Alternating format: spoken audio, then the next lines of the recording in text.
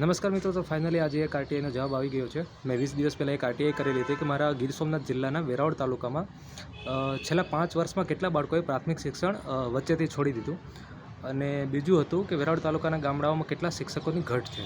તો જે પહેલો મારો પ્રશ્ન હતો કે છેલ્લા 5 વર્ષમાં કેટલા બાળકોએ શિક્ષણ એટલે કે પ્રાથમિક શિક્ષણ અધવચ્ચેથી છોડી દીધું, તો તેનો જવાબ આવ્યો છે કે 7 બાળકોએ। મતલબ કે આપણા વેરાવળ તાલુકાના ગામડા જે છે એની અંદર ટોટલ 7 બાળકો એવા છે જેણે પ્રાથમિક શિક્ષણ અધવચ્ચેથી છોડી દીધું છે। અને મુદ્દા નંબર 2 હતો કે વેરાવળ તાલુકાના ગામડામાં કેટલા શિક્ષકોની ઘટ છે, તો એનો જવાબ આવ્યો છે કે ટોટલ અત્યારે હાલમાં 21 શિક્ષકોની ઘટ છે, 21।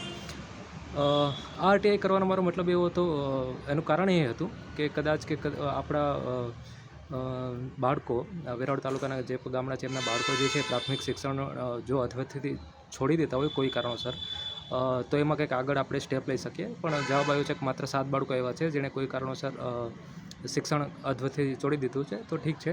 અને બીજો જે મુદ્દો હતો કે કેટલા શિક્ષકોની ઘટ છે, તો એવું કહે છે કે 21 શિક્ષકોની ઘટ છે।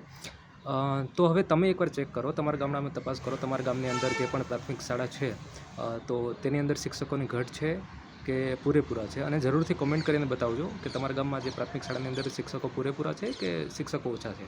ધન્યવાદ।